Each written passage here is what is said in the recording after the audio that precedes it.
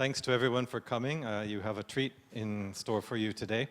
It's a pleasure to introduce our speaker today. Jason Stanley is a very well-known, universally respected philosopher of language, but he also works on things to do with epistemology, cognitive science.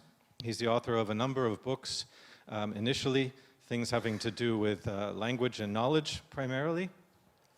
His first book was called Knowledge and Practical Interests, I believe, and then a book of essays called Language in Context.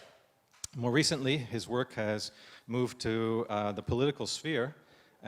Those of you who were at the CCCB last night got a good overview of his most recent book, How Fascism Works, or the better title in Spanish, Facha, also in Catalan. And that was a great talk. And today, he's going to give us a taste of his forthcoming work, which is joint with David Beaver. Is the book going to be co-authored? Yeah, it's a co-authored book with Princeton University Press coming out hopefully next year. Yeah, and so this will mix philosophy of language and the political. Should be extremely interesting. So join me in welcoming Jason.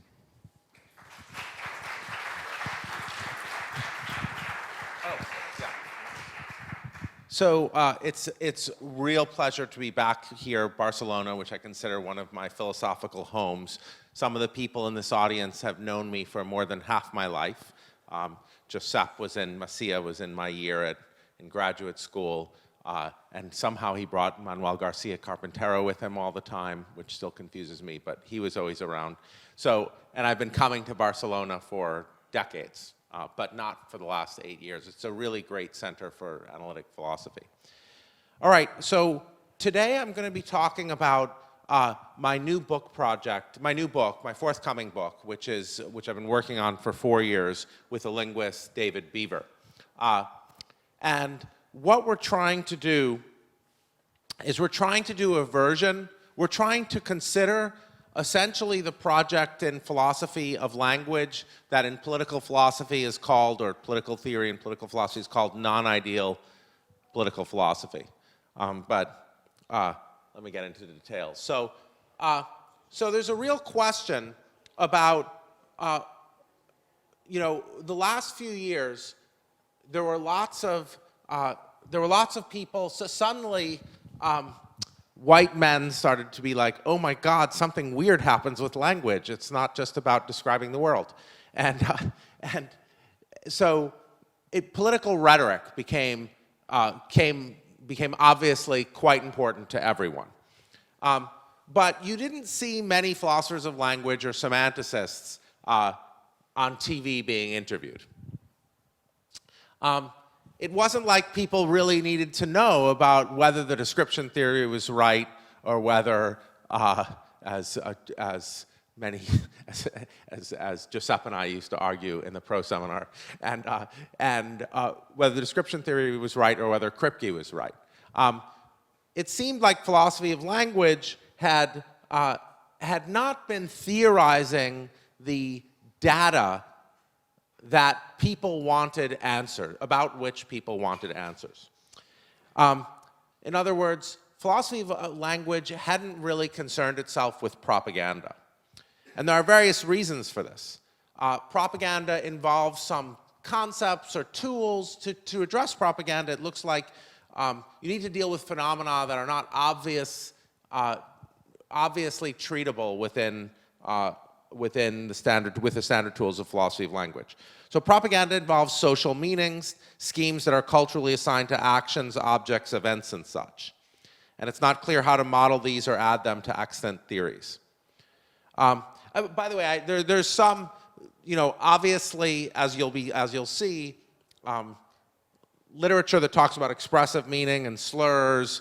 I'm going to be drawing, that's the literature in philosophy of language I'm going to be drawing on. So this talk is written somewhat provocatively, and philosophy of language has been dealing with these issues in the past few years. But some central kinds are not part of the toolkit of philosophy of language and semantics, and it is unclear how to assimilate them.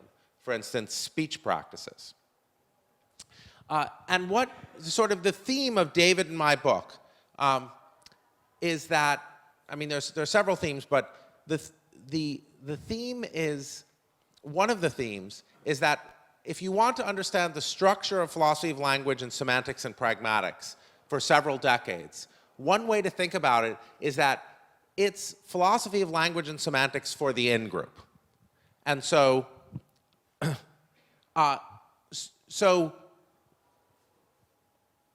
when you're looking at political rhetoric, so I'll explicate that in what's to follow. So, in times when political rhetoric is sort of very prevalent, people refocus from the descriptive use of language to the expressive use of language. So if you look back at the 1940s, at the literature about National Socialism, for instance, this is the Yale philosopher Ernst Cassirer describing the effects of Nazism on the German language.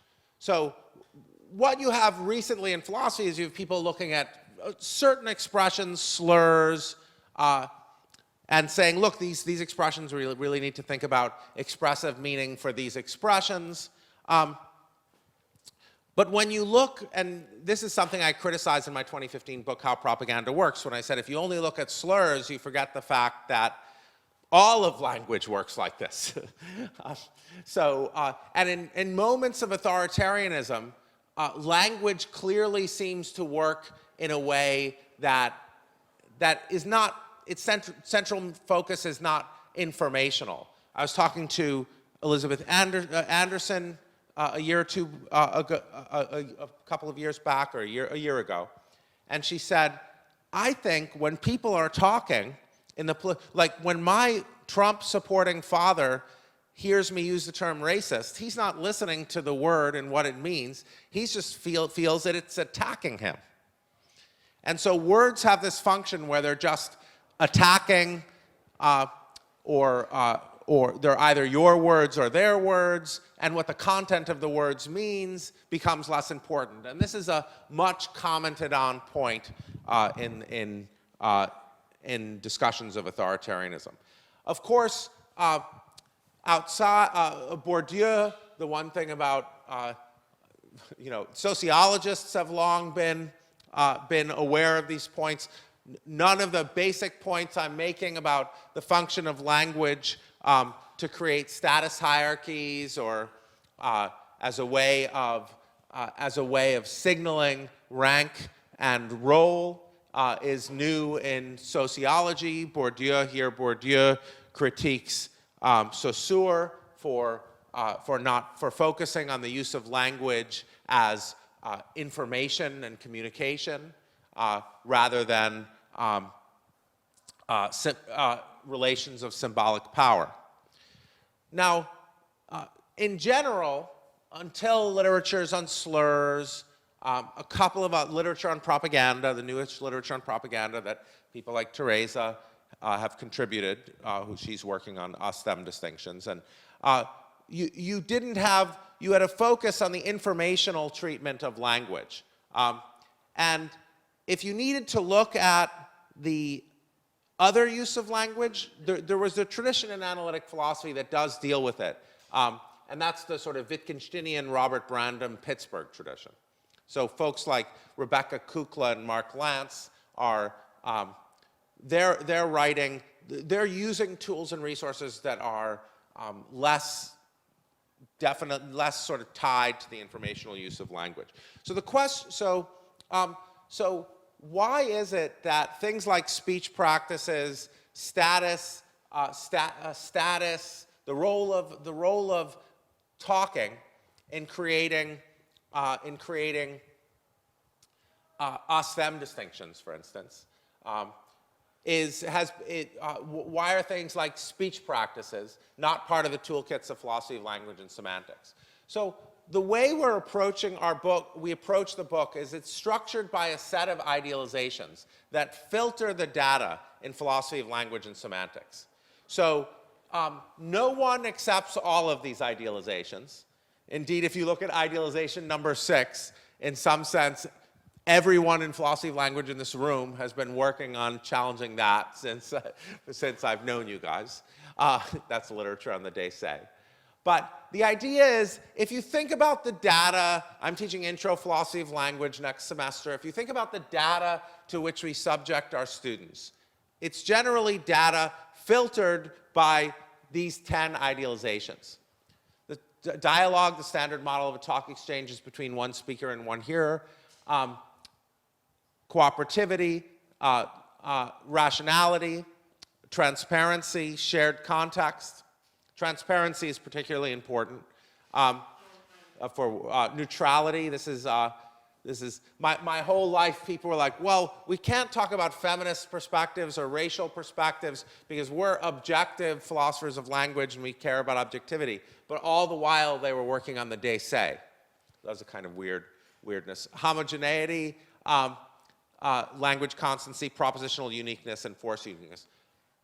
Everyone in philosophy of language in this room has challenged one or more of these, but generally these idealizations filtered the data. And if you think about propaganda, so for instance, there's a funny discussion in a Rich Thomason paper from 1991 where he says, it's something like, you're late, Asa. We're talking about idealizations. So Thomason says, suppose someone is asking someone, they're seeing if someone's free, that they want to go out with someone tonight or see them or go on a date, and they say, I forget the example, and they say, are you doing anything tonight? And the person says, do you mean to ask me on a date or something? And they respond, no, I didn't mean that at all. And Thomason describes that as canceling an implicature. But that's not canceling an implicature. It's just that it's the only box in which it makes sense to put it.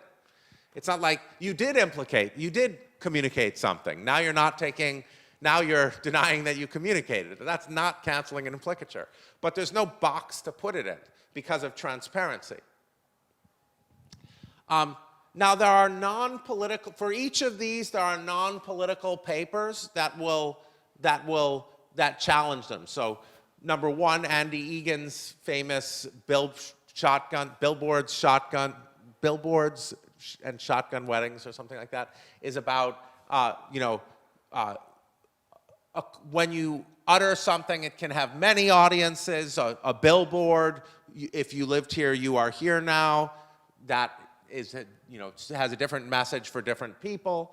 Cooperativity, this is, actually, interestingly, even David Lewis notices that some speech is not cooperative, but it's sort of, obviously, there's an Asher and Lacerdius paper called Strategic Speech in 2013 where they talk about courtroom interactions. There's still implicatures in courtroom interactions, so it can't be, so they're challenging cooperativity. These have mostly been challenged.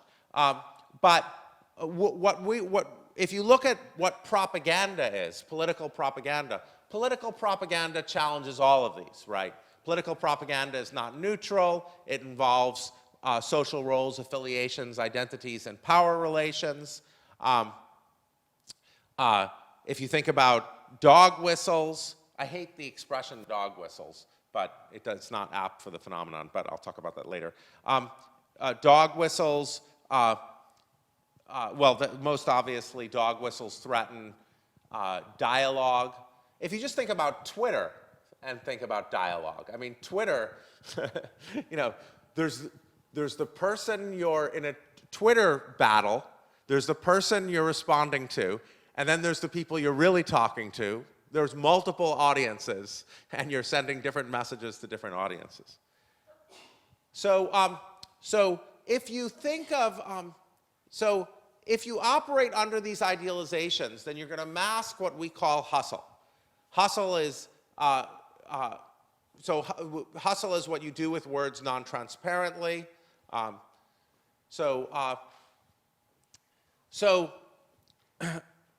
The idea, and propaganda is a form of hustle.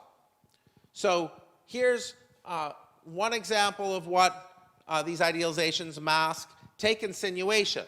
The topic, the two classic papers, recent classic papers on insinuation, one by Elizabeth Camp and one by Elizabeth Fricker.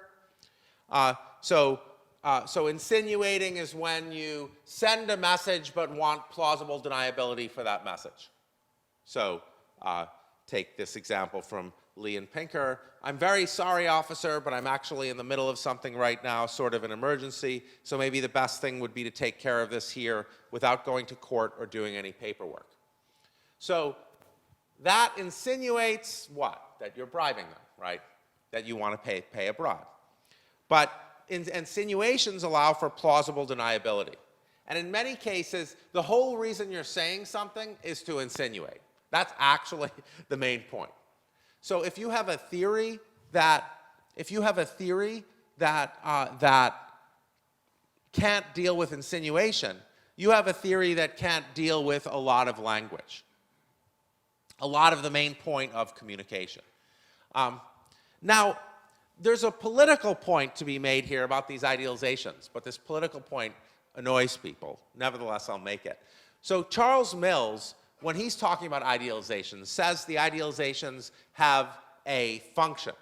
The function of idealizations in political philosophy is to make you forget that the real work of political philosophy is with concepts like oppression and injustice. And if you spend all your time discussing which castle is the best castle, which notion of justice is exactly the right notion, then it's going to lead you to think that maybe that's the central question of political philosophy, and there's no serious big philosophical question about what impedes us from going from here to there. It makes you overlook oppression. And there's a similar point to be made here. If you just describe language as perfectly transparent, as a means of cooperation, it seems somewhat ideological. You're masking uses of language that reinforce hierarchies. At any rate, insinuation is something that disappears if you're working within these idealizations. Fricker and Camp have two very different accounts of insinuation, as many of you know. I won't go through them. So a second idealization, the second example of what these idealizations mask is the phenomenon known as dog whistling. This is as my co-teacher this semester, Jack Balkin, pointed out, this is a horrible name for the phenomenon, because dog whistles are. Have you ever wondered why Jenny Saul always uses the example of Hillary Clinton giving like the religious, this speech where there's like an expression that only if you're Christian you'll understand? So she gives two of her main examples of dog whistles, both in the 2017 paper and earlier, are cases that fit dog whistling. They're things that one audience gets it, the other audience doesn't. But the political phenomenon of dog whistling isn't that at all. It's sort of that, but it's not really that. It involves three audiences. One audience doesn't hear it. Another audience hears it and doesn't like it. And a third audience hears it and likes it. And the third audience that hears it and likes it likes it because they know there's another audience that hears it and doesn't like it. So, this is happening all the time in the United States right now. All the debates are about, was that a dog whistle? And the person who knows perfectly well that it was an anti-Semitic dog whistle or something says, no, it wasn't. How dare you convince me? Ha, ha, ha. And how dare you accuse me of such a thing? And then you say back. And they know that it's a dog whistle. But dog whistle is a terrible word because that's not what a dog whistle is.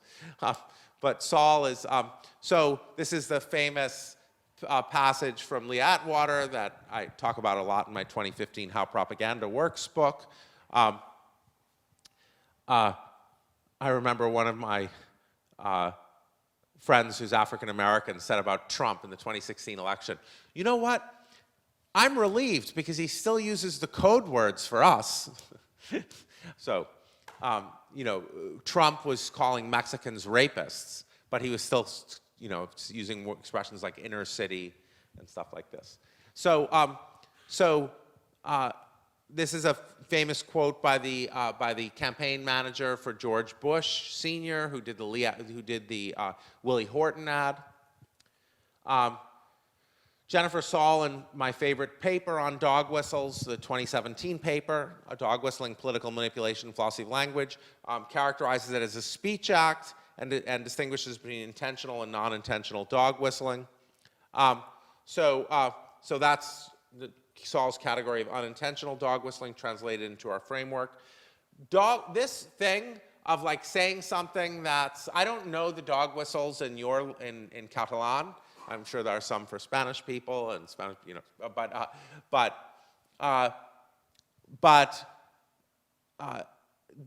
you really need to know a culture in order to know the dog whistles. But dog whistling, or the phenomenon that we've come, unfortunately, to call dog whistling, presupposes multiple audiences with distinct common grounds. Now, in my 2015 book, I treated these phenomena in the standard framework of philosophy of language and semantics. Eric Swanson, in his review, says it's a conservative framework with radical aims. So I thought, hey, here's what we should do. We should just use the ordinary notions of not at issue content. We should just jump off the work of Ray Langton and Caroline West and analyze code words as in terms of just ordinary presupposition. So Justin Koo, right. So first problem, Jennifer Saul points out, and she's in a couple of cases like this. So welfare communicates a negative message about Black Americans in American vernacular. For instance, Mick Mulvaney was given the task of redesigning the federal government. So what he did is he gave 30 proposals. His second proposal was to move food stamps, the program for food stamps, into Health and Human Services, and rename Health and Human Services the Department of Public Welfare. Now, that would have made the Department of Public Welfare very unpopular. But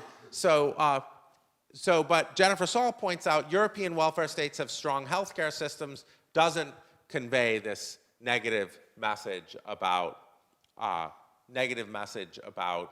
Black Americans. In Justin Koo's paper, Code Words in Political Discourse, he has this minimal pair. John stopped smoking. He never smoked at all. That sounds bad. So I had analyzed, what I had said is welfare has as it's not at issue content something negative about Black Americans. So John stopped smoking, that presupposes that John smoked. If you add he never smoked at all, it's just bad. But food stamps help many inner city families. I'm saying that has a not at issue content about Black people, Black Americans. But if you add most of whom are white, it's not bad. So it doesn't seem that the relation of not at issue content is what's at issue. Problem 3 is pointed out in Olufemi Taiwo's The Empire Has No Clothes.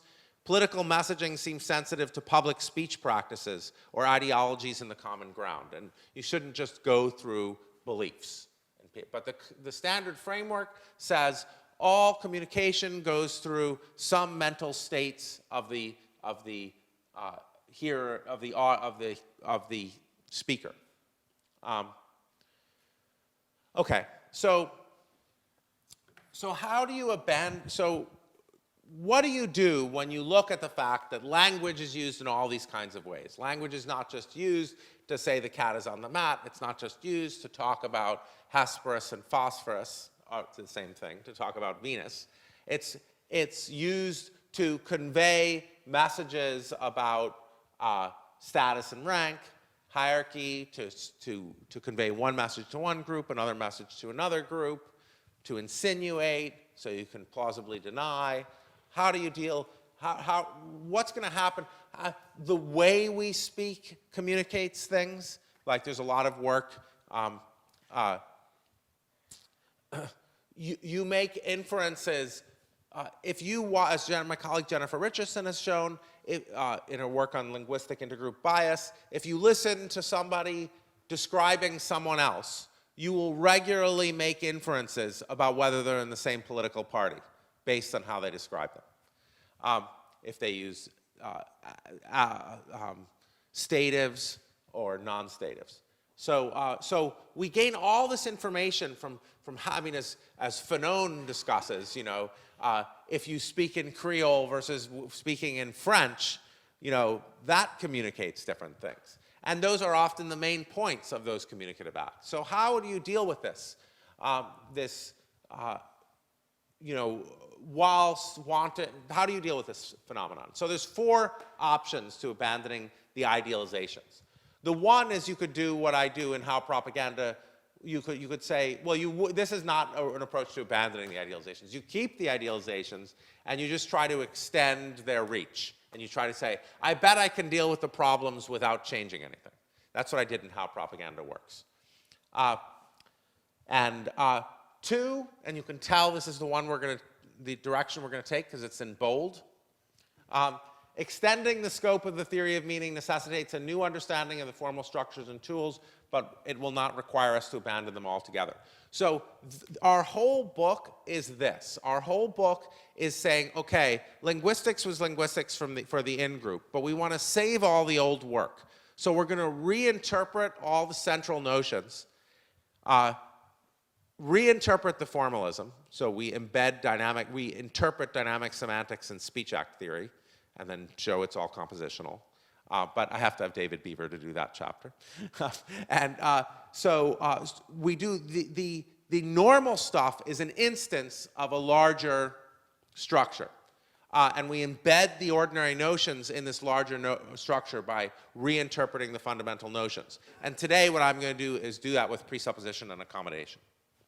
So that's what we do. We say, everything you learned is right, and you can continue doing it.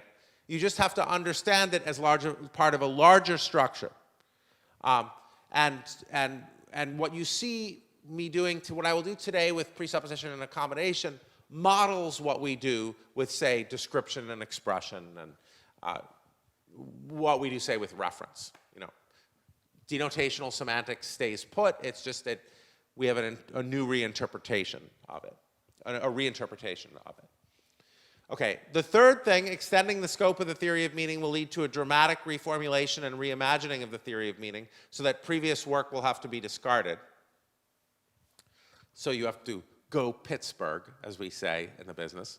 And the philosophers of science mean something other by that. It's different than philosophers of language. But you know, you have an entirely different conception of the theory of meaning than, say, you know, the Lewisian, the Lewis-Stallnacher framework. And 4, you could just drop anything like a theory of meaning to the, you could just deny that a systematic theory of meaning is impossible, a la Wittgenstein in the Tractatus. However, as Dummett famously remarks, it's never clear whether Wittgenstein meant 3 or 4. He keeps it sort of studiously ambiguous. But I think roughly the Brandom school, which picks up from this interpretation of Wittgenstein, reformulates the theory of meaning in terms of inferential roles and speech practices, inferential theory of meaning and speech practices.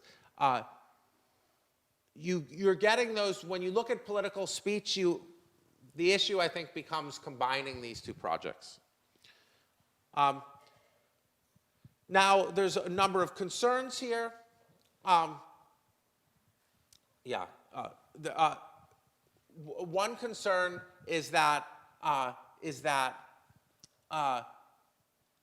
there's implausible abstraction. So, feminist theorists social theorists of various stripes will often point out that abstract theory, this is particularly a point in black feminism, that abstractions blur the facts. And so if you're really describing things, it's just going to be a very particular description. And the theoretical tools are not going to have much explanatory weight. And that is a very powerful concern. In less abstract terms, the worry is this. Hey, if you're going to explain to me what's going on with this bit of, say, Catalan propaganda or Spanish propaganda or Brexit propaganda, it's not going to tell me much that you're the linguistics. The facts, the explanation is going to be in the particular discussion of the social and historical facts at the time. So that's the worry. That all the explanation is going to be in the particular facts of that time.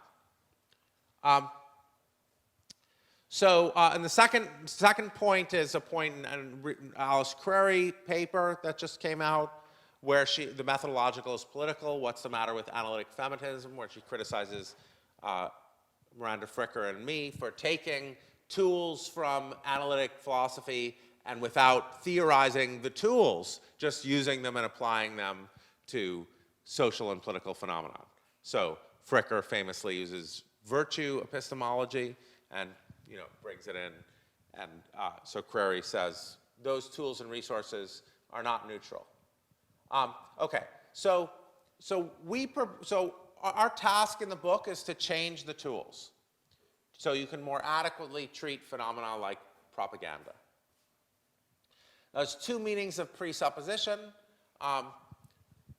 One is semantic and the other is pragmatic. As Stalnaker has repeatedly and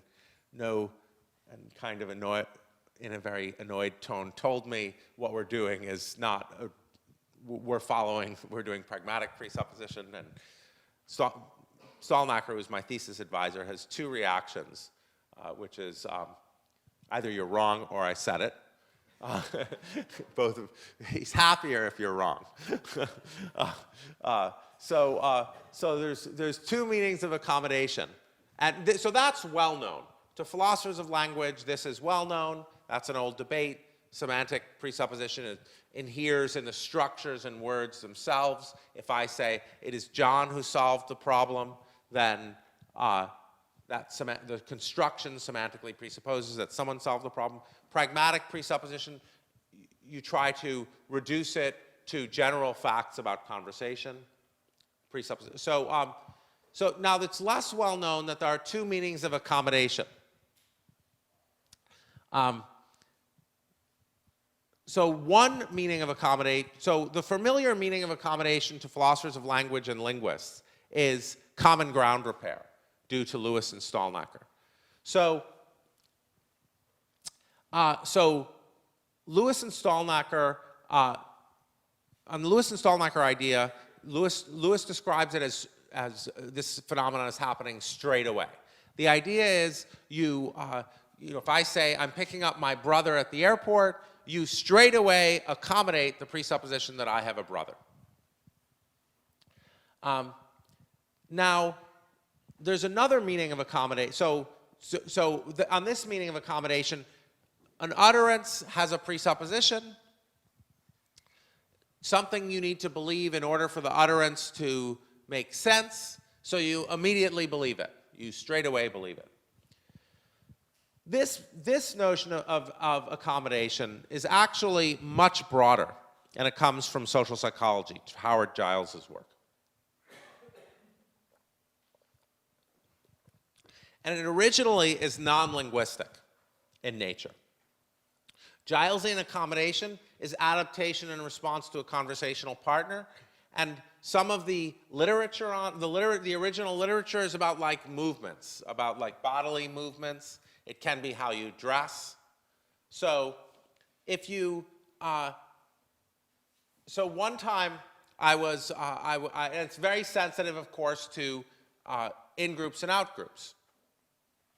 So one time I gave a political union debate. I was in a political union debate at Yale, and I went out to dinner with the party of the left and the party of the right.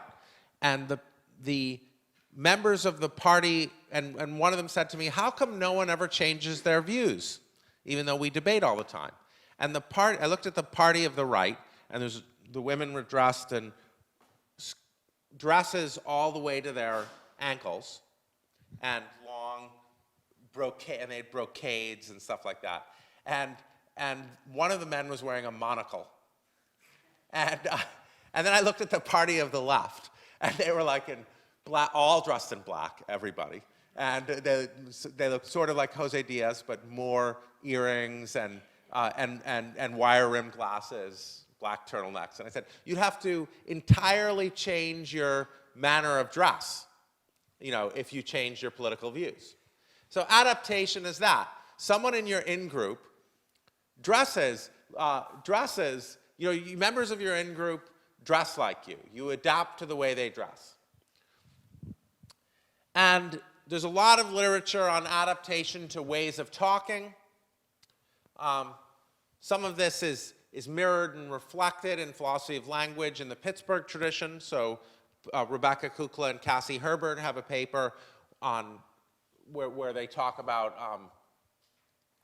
what they call peripheral speech. And they say in-group formation, a lot of the literature on in-group, out-group formation focuses on creating an in-group by vilifying an out-group, by targeting an out-group and saying we agree that they're an out-group. But a lot of creation of in-groups just involves sharing sort of certain ways of talking that mark you that way, that are pleasant, or certain topics of conversation, certain speech patterns. So that's Gilesian accommodation. Gilesian accommodation is the literature is focused around, adapting to how people dress, adapting to how people talk. Common ground repair is something very specific. It's someone says something, in order to grasp it, you need to presuppose that something is true. You need to presuppose a proposition, however we understand that. We want to say that common ground repair is an instance of adaptation. And when you see that, it enables you to explain a lot of stuff. So first let's start with recasting of presuppositions. So this is actually in Austin's How to Do Things with Words. And next time I see Stalnaker, I'll say, well, you might think it's you, but it's actually Austin. So presuppositions of actions are the features of context which normalize the actions, making them appropriate and effective. So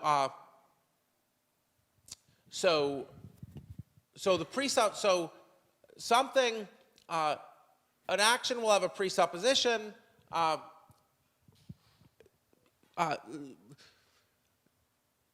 An action saying something will presuppose something only if a presupposition of me saying something, that's an instance of an action, will be a feature of the context that makes it possible that I make that action at all.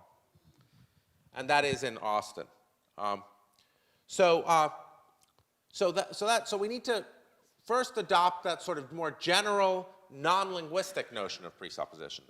So a non-linguistic action can have a presupposition as well. In order for me to score a goal in football, the context must be set up in such a way as to count that as a goal, that I'm playing a soccer game. So this is, it presupposes, scoring a goal presupposes a practice. So scoring a goal is an action, and it presupposes a practice, a football game. And so you can see that presuppositions can presuppose practices. That presuppositions can be practices. Presuppositions can be practices. The things that are presupposed can be practices. Scoring a goal presupposes the practice of playing soccer. So presuppositions don't have to be propositions, they can be practices. So that's the more general notion of presupposition with which we're working. Therefore, it follows, and presupposing linguistic presupposition is an instance of that. So me saying something presupposes that the context is a certain way. If I'm offending or silencing, that will only happen. I can only do that if there's a certain practice in the background. So that's going to be how we apply it. So contexts have to include speech and non-speech practices. And the background speech practices do not need to be transparent to the speaker.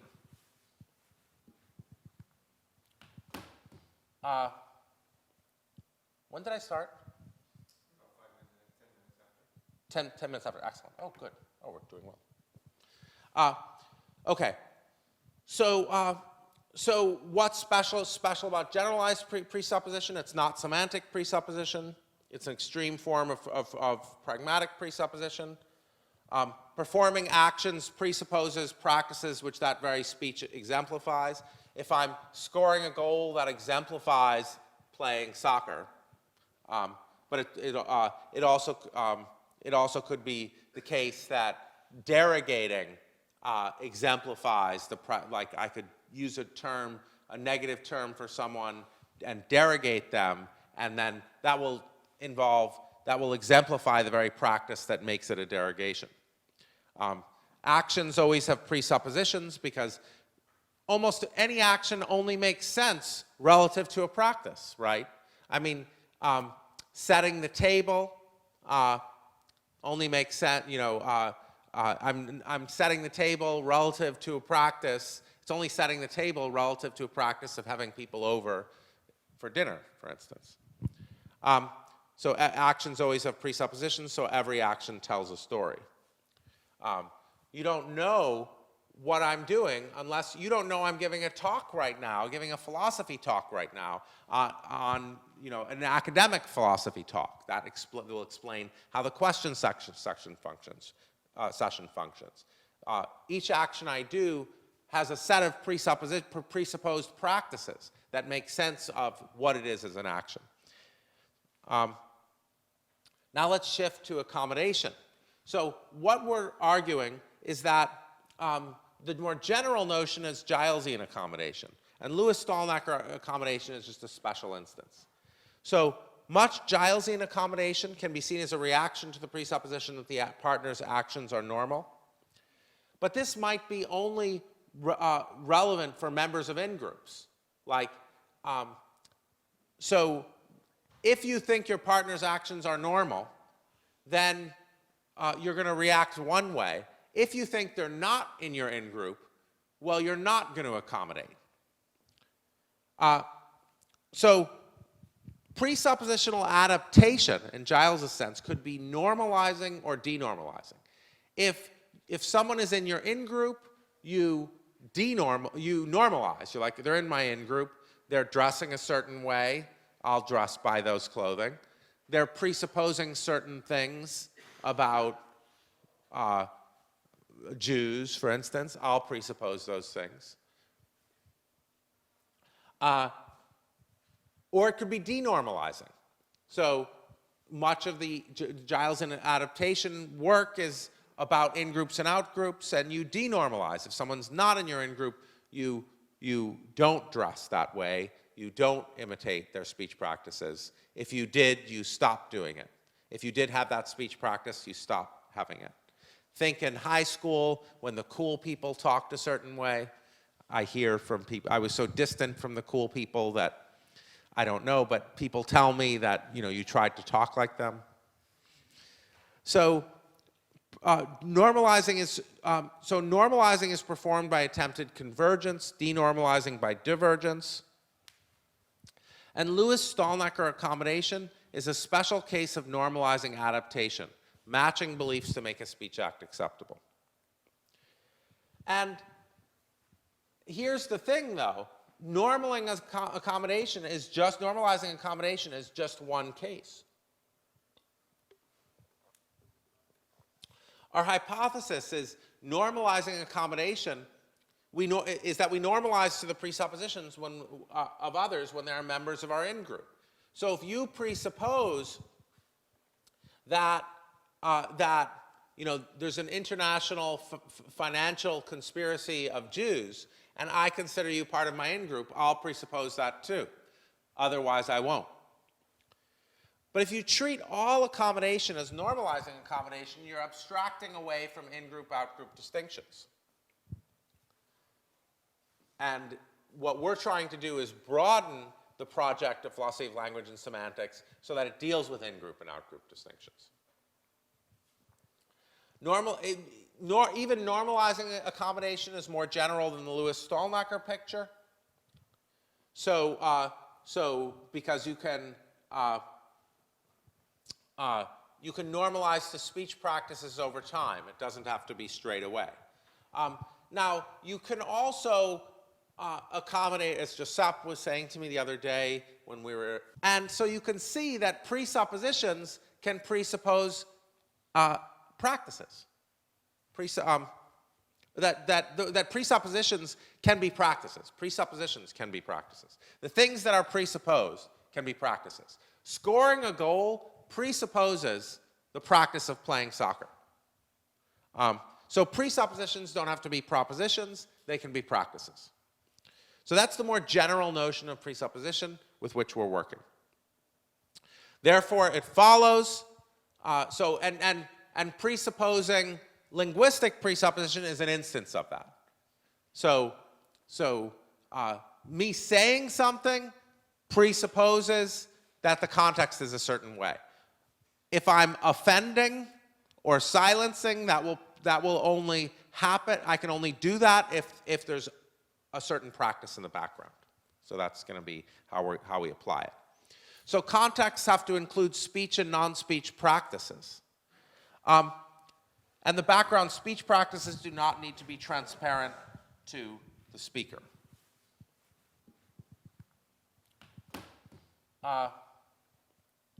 When did I start? 10 minutes after. Excellent. Oh, good. Oh, we're doing well. Okay. So what's special about generalized presupposition? It's not semantic presupposition.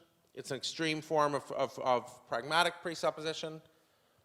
Performing actions presupposes practices which that very speech exemplifies. If I'm scoring a goal, that exemplifies playing soccer.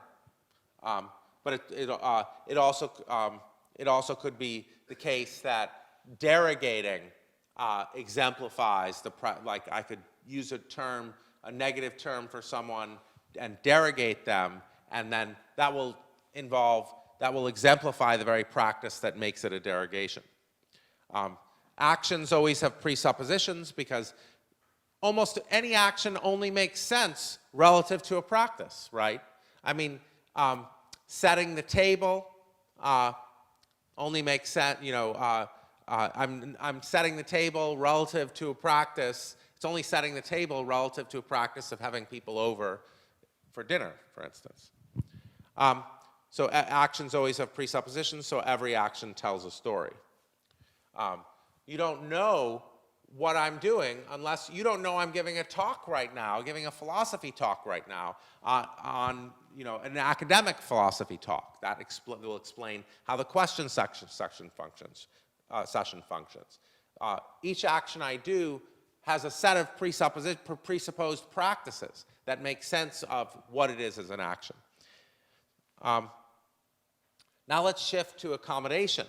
So what we're arguing is that the more general notion is Gilesian accommodation, and Lewis-Stallnacher accommodation is just a special instance. So much Gilesian accommodation can be seen as a reaction to the presupposition that the partner's actions are normal. But this might be only relevant for members of in-groups. Like, so if you think your partner's actions are normal, then you're going to react one way. If you think they're not in your in-group, well, you're not going to accommodate. So presuppositional adaptation, in Giles' sense, could be normalizing or denormalizing. If someone is in your in-group, you normalize. You're like, they're in my in-group, they're dressing a certain way, I'll dress by those clothing. They're presupposing certain things about Jews, for instance, I'll presuppose those things. Or it could be denormalizing. So much of the Gilesian adaptation work is about in-groups and out-groups, and you denormalize. If someone's not in your in-group, you don't dress that way. You don't imitate their speech practices. If you did, you stop doing it. If you did have that speech practice, you stop having it. Think in high school when the cool people talked a certain way. I hear from people, I was so distant from the cool people that I don't know, but people tell me that, you know, you tried to talk like them. So normalizing is performed by attempted convergence, denormalizing by divergence. And Lewis-Stalnaker accommodation is a special case of normalizing adaptation, matching beliefs to make a speech act acceptable. And here's the thing, though. Normalizing accommodation is just one case. Our hypothesis is normalizing accommodation is that we normalize to the presuppositions of others when they are members of our in-group.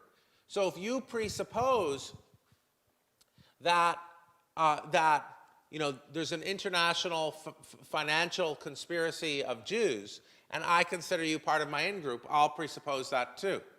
Otherwise, I won't. But if you treat all accommodation as normalizing accommodation, you're abstracting away from in-group, out-group distinctions. And what we're trying to do is broaden the project of philosophy of language and semantics so that it deals with in-group and out-group distinctions. Even normalizing accommodation is more general than the Lewis-Stalnaker picture. So because you can normalize to speech practices over time. It doesn't have to be straight away.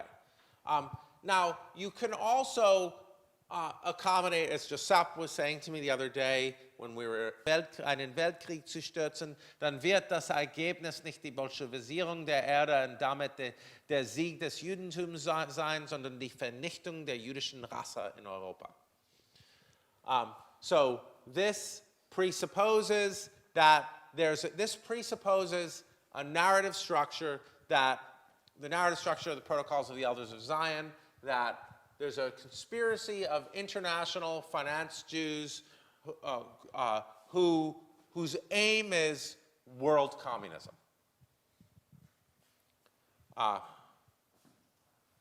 So it does that all by presupposition. So that's just the point that we need, you know, the point that we owe to Langton and Marina Sabisa in her brilliant 1999 paper, Ideology and the Strategic Use of Presupposition. Sabisa makes the point, let me go back to this. Sabisa makes the point, as many of you know who work on this, on presupposition, that, so there's a particular problem of informative presupposition. So if I say, we regret to inform you that that you can't bring your children, that children are not allowed. That presupposes children are not allowed, but it's also a way of informing you. But what Sabisa suggests is that presupposition is normative. It means you ought to presuppose the following. And the other day, I was taking my annual trip to the gym, and I noticed a sign on the wall that said, thank you for cleaning your machine after you use it. So there, that thank you for cleaning your machine after you used it. That presupposes that you cleaned your machine after you used it. So that's a good example. I mean, that's presupposition that gives you an order. It's like, clean your machine. So that's a good example for Sabisa is saying presuppositions are normative, orders are normative. So I think Sabisa is absolutely right. We make use of Sabisa that presupposition has this normative status. You ought here to assume that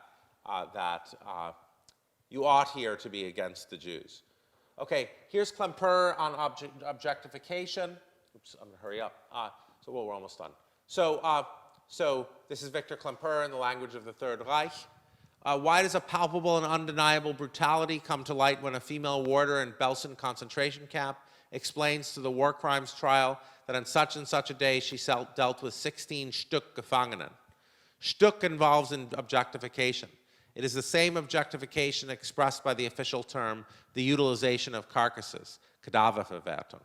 Especially, so they would measure train loads of people coming into concentration camps in terms of Kadaververwertung, in terms of how much fertilizer could be used from their body.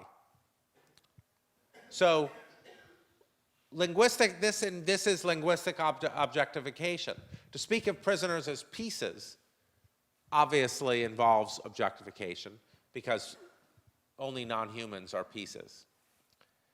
And to understand Kadaververwertung, you need to understand how what practices are connected to that term. Obviously, we're deeply influenced here by Lynn Terrell's classic genocidal language games. So she talks about the very, very poignant example, an example that really brings it out, which is that in Rwanda, poisonous snakes were a real danger, and so when you called Tutsis snakes, and, oh yeah, not just a real danger, but it was a manhood ritual to be allowed to kill poisonous snakes with a machete. When you were, it was like when you were finally given a machete and told to dispose of the poisonous snake, it meant you were being entrusted with with manhood. Meant manhood. So when you call Tutsis snakes, what you're doing is you're suggesting that killing them with machetes will make you into a man. This is, and it explains Trump regularly calls immigrants snakes in his rallies, but in the United States, no one really cares about snakes, and there's not that practice, so it doesn't have that resonance. So let's return to the examples that Jenny Saul and Justin Koo used against my 2015 theory, correctly against that theory. So if on the new framework, presupposition, welfare will only have a negative racist at-issue content.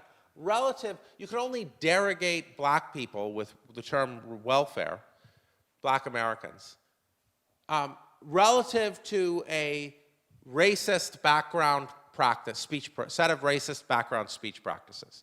If those aren't in the context, you won't be able to derogate with the use of the term welfare. With Justin Koo's example, inner city presupposes a certain practice of speaking about black people, black Americans. You can't really negate a practice. It's not a proposition. So you wouldn't expect there to be some kind of clash here. So the background framework responds to these worries. So let me wrap up with some morals. Presupposition is a process that can work over time to harden our prejudices by adjusting to the assumptions and practices of other in-group members. Let me say, accommodation is something we offer to members of in-groups. Anti-accommodation explains our failure to take on board information by members of out-groups. So here's what's happening in political communication. You try to present your opponent as an out-group. By so doing, you encourage people to de-accommodate, to reject their presuppositions. And that explains informational siloing. So so Anderson's, when Anderson said to me, I think people are just responding to, is that like a word that's attacking me, or is that a word that's on my side? That's right, that a lot of political communication is about, attacking, in or out, and then when you set up your group, then that means that you're encouraging people to reject the presuppositions of the politicians that you're facing. So more generally, conversation is not primarily information exchange. We need to understand how conversation forms in groups and out groups to understand political communication. And if it's right that we've been doing the theory of meaning for the in-group, then we don't need to entirely dismantle the theory of meaning and entirely dismantle the progress we've made. We just need to see that it's a special instance of a broader project. Thank you.